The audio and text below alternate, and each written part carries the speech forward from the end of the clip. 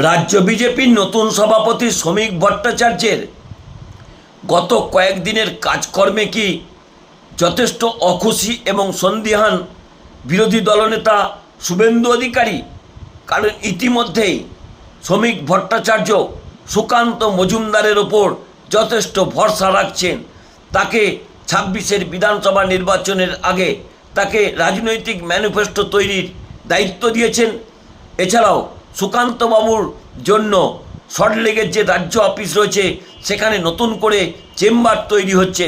শ্রমিক ভট্টাচার্য আগামী দিনে রাজ্য রাজনীতি তিনি রাজ্য অফিস থেকেই পরিচালনা করবেন। শুভেন্দু অধিকারী এবং সুকান্ত মজুমদার রাজ্য জুড়ে তৃণমূল কংগ্রেসের রাজনৈতিক প্রচার করবেন।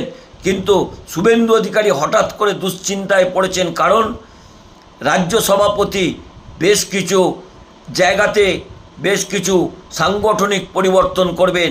সেখানে জেলা নেতৃত্ব পরিবর্তন করবেন, রাজ্য সংগঠনের নেতৃত্ব পরিবর্তন করবেন, এছাড়াও মুখপাত্র পরিবর্তন করবেন। মুখপাত্রের জায়গাতে শুভেন্দু অধিকারী যে নাম সুপারিশ করছেন তা কিন্তু শ্রমিক ভট্টাচার্য কোনো মতেই মেনে নিচ্ছেন না। তিনি কিন্তু হয়তো ভরসা করতে চাইছেন আরএসএসের পুরনো কর্মী এবং বিজেপি নেতা দেবজিৎ সরকারের ওপর।